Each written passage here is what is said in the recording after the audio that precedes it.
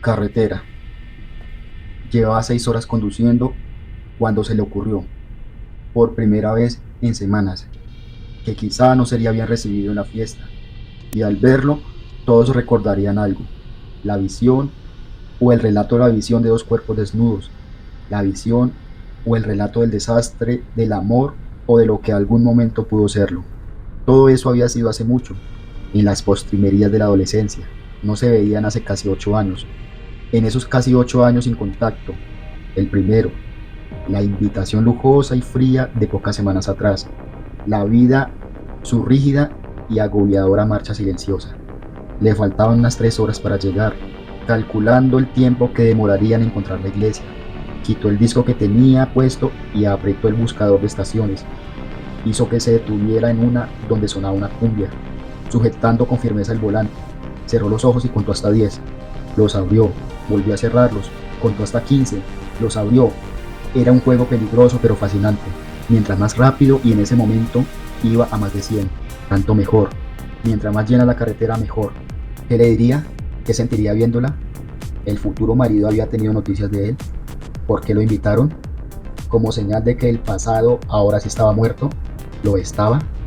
¿Cuánto pensó en ella en esos casi 8 años? ¿Por qué nunca intentó localizarla después de las primeras 30 o 40 tentativas frustradas por una familia decidida a no permitirlo? ¿Ella habría intentado? ¿Por qué nunca logró querer tanto a nadie más? ¿Ella pudo? ¿El futuro marido le haría recuerdo a él? Se acomodó el cabello porque se lo exigían en el trabajo. Ahora lo llevaba corto. También le exigían ir de traje todos los días menos los viernes. Lo hizo lavar e hizo que le lustraran los mocasines, aprovechando el descanso. Demasiada preparación, curiosidad, ganas, necesidad, para empezar a pensar a esas alturas del viaje, o que quizás no sería bien recibido. Lo invitaron y tendrían que atenerse a las consecuencias. Probablemente no las habría, solo nostalgia, solo tristeza inofensiva. Buscó en la guantera la botellita de whisky que compró en la noche anterior. Mientras le llenaba el tanque, el primer sorbo, el primero en horas, descendió con ardor. Un hombre de voz ronca, presumiblemente dañada por los años de cigarrillo. Se puso a hablar en la radio.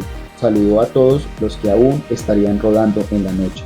Es aconsejable no volver, decía sin explicarse bien, hablando más consigo mismo que con los posibles oyentes. Ya habrá años para eso, y más años, viejos lobos, para ustedes esta canción. ¿Cómo sería el hombre físicamente? ¿Cuánto habría sufrido por una mujer que un día dejó de amarlo? ¿Por qué empezó a amar a otro? ¿O por qué se cansó de sus horarios? ¿De su temperamento melancólico? ¿De su afición al programa nocturno? Conducir le encantaba, conducir de noche aún más. Las carreteras estaban vacías y uno podía distinguir fácilmente los otros coches, luces encendidas, el paisaje clausurado en la oscuridad. Su padre, madre al lado, habían muerto conduciendo. Él era niño y no recordaba nada, y tampoco creía que esa fuera la causa de que le gustara tanto. Fue algo rápido, un descuido, según se presupuso luego, y el camión abalanzándose sobre el pequeño Volkswagen modelo 63, menos de 2 segundos ajenos que definieron su vida. Menos de 2 segundos, un accidente, cruzar la intersección sin fijarse que al otro lado venía alguien, que lo cambiaron todo para siempre. Durante años se esforzó por imaginar los detalles mínimos, las causas secretas, cualquier indicio que le ayudara a entender el error.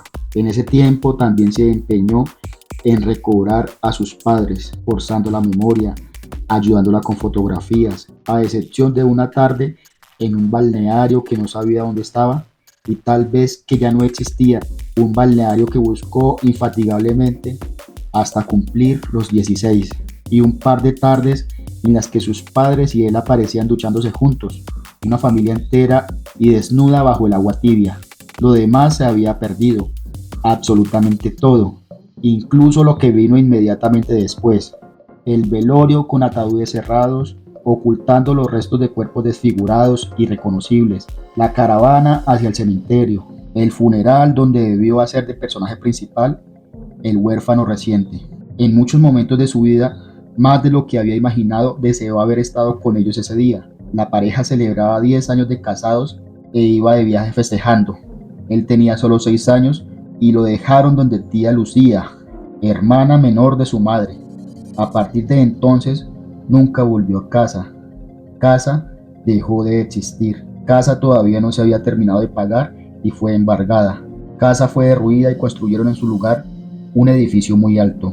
Viejos lobos. Ha habido atracos y disparos. Mujeres han perdido la virginidad. Han sido infieles por primera vez. Viejos lobos. El hombre comenzó a hablar encima de la canción, desordenado, indescifrable. En el horizonte empezaba a asomar la primera luz. Varios habían muerto en unas cuantas horas. La noche es el universo. Hemos sobrevivido, podemos decir que hemos sobrevivido. Guardó silencio durante 2 o 3 segundos. Tosió. La canción disminuía de volumen.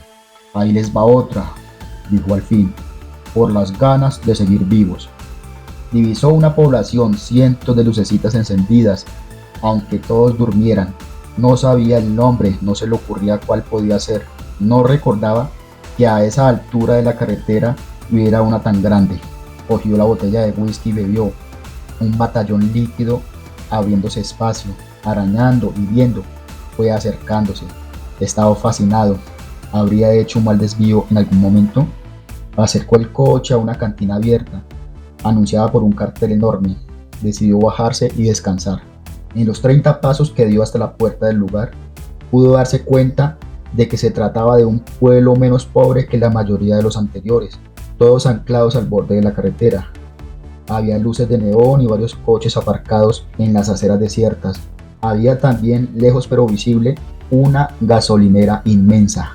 Siempre le gustaron las ventanas, mirar hacia afuera. Por más convulsionado que estuviera, lo dotaba de una serena sensación de paz, una especie de alivio expansivo que nacía en el pecho y llegaba a todas partes, al cuerpo entero, a las extremidades, adormeciendo, sosegando. Podía pasarse horas así, lo había hecho mucho durante los años del colegio y sobre todo en el semestre y medio que soportó de universidad. Su padre tampoco había estudiado y se las arregló bastante bien. El mundo, más que de profesionales, necesitaba de los otros, gente que estuviera dispuesta a hacerlo todo y a cobrar menos de lo estipulado. Él llevaba 6 años trabajando en la misma empresa. Desde los 18 empezó con los encargos y poco a poco fue ascendiendo. Ahora atendía uno de los cubículos y con frecuencia, por el trato amable que recibía de su jefe, pensaba que lo hacía aún mejor que los demás, profesionales todos. No es que fuera más inteligente que ninguno de ellos. No había trabado amistad con nadie, simplemente se encontraba en condiciones de dedicarle al trabajo más tiempo del requerido. A veces, por ejemplo, cuando no podía dormir, llegaba a la oficina 2 o 3 horas antes de sus compañeros, sin recibir nada a cambio, y también decidía quedarse hasta después de la hora de salida, aunque no necesariamente trabajar. Tenía la ventana y algún trago en la gaveta, y el lugar le resultaba grato para hacerse preguntas e intentar responderlas. Lo que más lo ocupó los últimos meses, antes que le llegara la invitación, era su propia adolescencia y juventud y los cambios que se suscitaron repentinamente. ¿Por qué fue tan inquieto durante tanto tiempo? ¿A dónde se fue esa inquietud? ¿Pudo desaparecer realmente, esfumarse sin dejar rastros, o dejando lo contrario, un letargo continuo, esas ganas de estarse quieto, de no conocer gente, de evitar el mínimo esfuerzo? ¿Qué lo impulsaba a orinar en la mayonesa de los kioscos de sus innumerables colegios y de la cafetería de la universidad? ¿Qué lo llevaba a mojar los rollos de papel higiénico para luego arrojarlos al techo de los lavabos? ¿Qué hacía que en todos los partidos de fútbol terminara peleando a puñetes con los jugadores del otro equipo, con los jugadores del suyo y con el propio árbitro? Tía Lucía, tío Mario y la abuela Mercedes fueron siempre comprensivos. Amenazaban con trasladarlo a un orfanato, a un seminario de los curas, al campo, pero nunca lo hacían. A lo mejor ese fue el problema. Y Ana, que siempre intercedía a su favor. De regreso al auto, acelerando todo lo que se podía, recordó los primeros años en su nueva casa, acompañado de su nueva familia. Esos recuerdos no se le aparecían claros ni evidentes, pero al menos estaban. Eran buenos recuerdos, recuerdos felices, llenos de ella. A pesar de todo, a pesar de que él estuviera atravesando una etapa demasiado revoltosa, Ana era la que lo había decidido siempre todo, la que iba primero, la que volvía hace mucho. El hombre de la voz ronca ya no estaba en la radio. La apagó y terminó el whisky de la botellita, menos bueno que el del bar. Se sintió un poco mareado y feliz por haber llegado a los recuerdos, por haber llegado a la Ana de ese tiempo. ¿Soportaría verla ahora más vieja, más agobiada por la vida? ¿Soportaría no verla, no llegar a la fiesta, desviarse, volver? Te voy a mostrar algo, dijo un día. Tendría 9 o 10 años, él 11 meses más. ¿Qué es?, preguntó. Una película, dijo ella. Quizá ese había sido el principio de todo. No era seguro, pero quizá la culpa. Entonces, si fuera posible ubicarla, si existiera de verdad, la habría tenido tío Mario. Eran las 3 de la tarde y los dos, como casi siempre en esa época, estaban solos en casa. La abuela Mercedes aún acompañaba a tía Lucía al trabajo y ese día la criada no iba a limpiar. Se sentó delante del mueble de la televisión. Ana terminó de poner el video y se sentó a su lado. No sabía qué esperar, pero sospechaba, por la sonrisa y por el tono, que se trataba de una de esas cosas que no debían hacerse. Aparecieron los créditos, luego apareció una mujer y su médico en el consultorio de él conversando. Comparadas con las filmaciones que solían pasar en televisión o en el cine, esta no era muy buena. Tengo que revisarla, decía el médico. Ella se desvestía entera y se echaba sobre la camilla, sin que el médico se lo pidiera, abría las piernas y empezaba a acariciarse a sí misma, la vagina, las tetas. Sintió nervios, una sensación extraña en el estómago, y un entumecimiento en los brazos. Hubiera preferido no seguir viendo, pero le dio vergüenza decirlo. Ana sonreía y miraba la televisión y lo miraba. Se notaba que ya había visto la película. Cerró los ojos, negro por 10 segundos y luego paisaje. Negro y la velocidad por 15 segundos y luego paisaje. Abrir y cerrar los ojos conduciendo. Sentir vértigo, adrenalina, jugar a la muerte, provocarla. Decirle que no le tiene miedo, que se está preparando, que no es tan terrible como nos han hecho creer. Negro por 20 segundos y luego el coche desviándose y tomar el control y el paisaje. Cada vez menos árido, paisaje con casas de no tan pobres, paisajes con edificios a medio construir, plazuelas de tierra, basurales, paisaje con gente empezando a funcionar, hombres y mujeres abriendo tiendas, las puertas de su casa, paisaje con ciudad. Eran las 9:15 cuando llegó, luego de más de 9 horas de viaje. En la invitación constató la dirección. Encontró la iglesia al primer intento. Faltaba aún más de media hora para que empezaran la misa. Estacionó el coche y fue en busca de algún bar. Encontró una cafetería. Pidió whisky y le respondieron que solo tenían cerveza. Aceptó y después de algunos minutos pidió una más. Me caso dentro de media hora, le dijo al mesero, un muchacho muy delgado y joven. Estaba nervioso, tenía miedo, quería llegar unos minutos tarde. Una vez iniciada la misa, necesitaba decidir cómo se comportaría, cómo saludaría a Ana y a tía Lucía y a tío Mario, qué les contaría de su vida, cómo insinuaría que se había enterado demasiado tarde del fallecimiento de abuela Mercedes, semanas o meses después de que sucediera, y había llorado durante varias noches seguidas, por no haber estado ahí, por no haber sabido mientras sucedía. ¿Cómo insinuaría que los echaba de menos y seguía agradeciéndole los años de cuidado y cariño? ¿Cómo les haría saber que había cambiado, que se había tranquilizado, que asumía la invitación como una señal de reconciliación? Estaba muy feliz, ya podrían recuperar los años perdidos. Quería ordenar su cabeza antes de ponerse de pie, salir de la cafetería, cruzar la calle y llegar a la iglesia. Imaginarlo todo antes de vivirlo. Que Ana estaba embarazada, no lo habría imaginado jamás. Fue lo primero que notó, el vientre ligeramente abultado. Que tío Mario estuviera tan demacrado, tampoco. Sentado en uno de los bancos del fondo de la iglesia, la misa retrasada más de lo habitual. Se puso de pie para verlos entrar. Todos también de pie, se emocionaron y aplaudieron. Apareció el novio con su madre. Era alto y fornido y su rostro, de rasgos aún infantiles, no se correspondía demasiado con el cuerpo. Llegó donde Ana, cubierta por un velo y se sonrieron. Le acarició el brazo después de saludar a tío Mario con apretón de manos. El sacerdote de sexualidad dudosa pensó mirando fijamente. ¿En qué grupo lo pondría? ¿En el de los onanistas compulsivos o en el de los homosexuales aquejados de remordimiento y culpa? Pero solo después de coger, hizo la señal de la cruz y todos los demás al mismo tiempo también la hicieron. Luego se sentaron a oírlo, como le sucedía durante los años en que lo obligaron a ir a la iglesia. Y como suponía que le sucedía a todos, se distrajo pronto. Buscó a tía Lucía. Estaba sentada en el primer banco de la fila de al lado. Solo alcanzaba a ver parte del perfil, las arrugas del cuello, el cabello en un sofisticado peinado empezando a encanecer. Hay un momento preciso en la vida de todos, pensó, pero tal vez ya lo había pensado antes, cruzando la plaza principal de su ciudad, de la que adoptó como su ciudad después de que la familia lo expulsara, atestada de ancianos que ya no saben qué hacer con sus vidas, valerosos ciudadanos combatientes durante años en guerras finalmente perdidas y ahora incapaces de llevarse una cuchara a la boca, en la que se inicia la caída, un estrepitoso descenso. En ese momento preciso, localizable, se dio cuenta de que tía Lucía y tío Mario lo habían atravesado ya.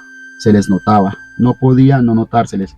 La muerte del único progenitor que les quedaba, la desaparición definitiva de los padres que obliga a sustituirlos, ocupar sus espacios, dar un paso al frente en la fila, enfermedades, problemas económicos, falta de entendimiento, otras pérdidas, depresión, un amor conyugal tambaleante y dudoso. A momentos dejaba de sentirse en control de sus pensamientos. Dos niños se sentaron en su banco, hablaban entre sí al oído, reían, eso lo distrajo. Quería distraerse, reconoció a algunos tíos y primos, incluso saludó de lejos a una conocida. No se sentía observado ni enfrentado por nadie. Todos empezaron a atender la ceremonia cuando el cura dejó de hablar. Ana, una mujer vestida de blanco, igual de hermosa que siempre, casi una niña disfrazada de mujer, una niña jugando a que se casa y tiene hijos y crece. Leía las frases a las que el novio decía que sí, se nublaron los ojos, sintió ganas de llorar. Lo vio en cientos de fotografías mentales, sonriendo. Ana sentada a su lado esa tarde en que vieron la primera película. Ana sentada a su lado en muchas tardes parecidas. Ana en plazuelas y calles, en heladerías, en cines antiguos y centros comerciales recién construidos, en el patio, en la piscina, en la ducha, en el juego y la curiosidad permanente de todos los días, a toda hora. ¿Quieres que lo intentemos?, preguntó meses después, una vez agotada la colección del tío Mario. Él ni siquiera sabía si podría. No respondió. Era de noche y sus padres habían salido a una fiesta, y la abuela Mercedes veía una telenovela en su dormitorio. Estaban en la sala, sentados en el sillón. Guardo esto y vuelvo, dijo Ana, sacando la cinta del equipo. Fue al escritorio y regresó muy pronto. Lo tomó de la mano y lo llevó al baño, cerró la puerta. ¿Te gustan más?, preguntó. Sí, dijo él. ¿A ti? Sí, cada vez más. Siento algo raro. ¿Tú? Sí. Luego se puso de rodillas y le abrió el pantalón. Tomó su pene entre las manos y lo metió en la boca. Sentado en uno de los bancos del fondo de la iglesia, atrás donde podía pasar desapercibido, seguía creyendo que ese, el primero, en la boca de Ana, fue el orgasmo más placentero de su vida. Al día siguiente, a la vuelta del colegio, hicieron el amor en su cuarto. Ella debajo. Le costó entrar, más de lo que le costó a los hombres de las películas, pero finalmente lo logró. Terminó mucho más pronto que los hombres de las películas. Ana no había gemido. Le preguntó si le gustó. Respondió que sí. Se acomodaron la ropa y volvieron a la sala. Hacer el amor se hizo rutina, todas las tardes, de lunes a viernes, en algún dormitorio, en el cuarto de trastos. Empezaron a mejorar, a convertirse en buenos amantes, en grandes amantes, en amantes tan hábiles como los de las películas. La aventura duró unos 3 años antes de comenzar a estropearse, antes de que él perdiera la perspectiva e insinuara la posibilidad de fugarse juntos a un país lejano, en el que nadie supiera que eran primos. Ella lo adoraba, pero la inquietó su confusión. Nunca se había tratado de eso, nunca se había tratado de nada, de pasarla bien juntos, de quererse inofensivamente y sin futuro, de ayudarse el uno al otro a descubrir las minucias del placer sexual. Era mucho, pero nada más. A él le costó asumirlo y en esa época acentuó sus travesuras colegiales. El asunto de la mayonesa y el orín, el de los rollos de papel higiénico sumergidos en el agua y luego arrojados al techo, el de los dibujos obscenos en las paredes de los pasillos y algunos otros, que en varias ocasiones le significaron expulsiones inmediatas. Ella, para evidenciar la distancia, para asentarla, para ayudar a que su primo asumiera la situación, cogió con varios compañeros e invariablemente le contó, pero de buena manera, acariciándole el cabello, diciéndole que ninguno sabía hacerlo como él, que todos eyaculaban en segundos y prometiéndole siempre esa complicidad a prueba de balas. Era una complicidad verdadera. Salía en su defensa ante las amenazas de tío Mario y tía Lucía. Se preocupaba por él y le hacía preguntas. Cuando lo veía triste se acercaba y le daba un beso en la mejilla, se sentaba a su lado y se quedaba callada, esperando que dijera algo, pero solo si quería. Era la única amiga que había tenido nunca. Salían a menudo, a todas partes, y cogían mucho, y seguían jugando a imitar a los personajes de las películas. Todas las maneras en que esos personajes se daban placer. A veces hablaban del futuro, ninguno quería llegar. Ahora estaba ahí, en una iglesia donde ella contraía matrimonio y él la veía por primera vez después de años. Hizo fila para acercarse a sus tíos en el patio de la iglesia. Las palmas de la mano le sudaban. El corazón palpitaba más rápido. Tío Mario no terminó de reconocerlo. No solo estaba demacrado, sino que además parecía enfermo de la cabeza, como si hubiera perdido las facultades más elementales. Tío Mario, dijo y le estiró la mano. Tía Lucía a su lado no sabía qué decir. Tonito, has venido. Quiso abrazarla, pero solo se animó a darle un beso en la mejilla, breve, frío, a pesar suyo. Tal vez estaría sorprendida por el pelo corto, el traje, la huella de los años. Varias personas esperaban detrás. Volvió a dirigirse a su tío. Soy Antonio, dijo. El hombre sonrió y respondió apenas. Muchas gracias. Tía Lucía preguntó si iría a la fiesta. Sí, puedes ir en nuestro coche, Toñito, si quieres. Traje el mío, gracias. La fiesta será en casa. Sí. Se fue a un costado del patio para no molestar. De ahí buscó a los novios. Estaban al otro lado, rodeados de gente. Se sintió cansado, un cansancio que no se debía a la situación ni a la noche en la carretera, sino más bien a haber seguido siendo el mismo durante tanto tiempo, como si un capítulo de su vida, el capítulo más importante, estuviera cerrándose al fin en ese momento, y sintió que quizás podía estarle sucediendo lo mismo a sus tíos y a Ana, aunque lo más seguro era que no, que solo era a él. El día en que la abuela Mercedes los descubrió en el dormitorio, pensó, ella desnuda, atada a una silla, los ojos cubiertos, el culo al aire, enrojecido, él azotándole las nalgas con las palmas abiertas. No había concluido nada, aunque durante mucho tiempo creyeran que sí. 8 años después se cerraban recién la historia y la desventura. De nuevo empezó a lagrimear. Se restregaba los ojos con la manga del traje cuando Ana lo saludó, tomándolo por sorpresa. ¿Has venido?, le dijo. Se quedó callado, mirándola. Pasaron horas o más probablemente 2 o 3 segundos. ¿Ya sabes qué será?, le preguntó él, señalando el vientre. Será mujercita, sonrió. Me alegra que estés acá, Toño. ¿También vas a la fiesta? Sí, será en casa. Sí, está bien. ¿Estás bien? ¿Has estado bebiendo? No, carraspeó. Gracias por invitarme. No hubo más palabras. Ella se dio la vuelta y volvió donde su marido. Tío Mario y tía Lucía, los padres de él, seguían rodeados de gente. Iría a la fiesta y recorrería la casa en la que había crecido, la sala, la cocina, el dormitorio de la abuela Mercedes, que tal vez ocuparía la nueva miembro de la familia. Si pensaban quedarse a vivir ahí, con los que serían flamantes abuelos, en algún momento entraría a su cuarto, se echaría sobre la cama, rememoraría la vida anterior. Luego regresaría al jardín, donde seguramente estarían acomodadas las mesas. Hablaría con tío Mario, le contaría sobre el viaje, sobre ese pueblo fantasma que no había visto nunca antes, sobre la mujer que lo atendió. Tío Mario no respondería. A lo sumo diría muchas gracias. Seguirían bebiendo y en algún momento se animarían a abrazarlo y también abrazaría a tía Lucía y a Ana y al marido de Ana. Sería una tarde feliz. Salió de la iglesia, caminó algunos metros y cruzó la calle. Entró en la misma cafetería de hace un rato y pidió una cerveza. ¿Qué tal el matrimonio? El muchacho estaba parado al lado de la mesa, anotando la orden. Le respondió con un gesto que podía significar cualquier cosa, buena o mala, o las dos. Yo también me casé en esta iglesia. ¿Estás casado?, preguntó él sorprendido. Sí, señor. Si no, no estaría aquí, atendiéndolo un sábado por la mañana. ¿Tienes hijos? 2 caballeritos muy saludables.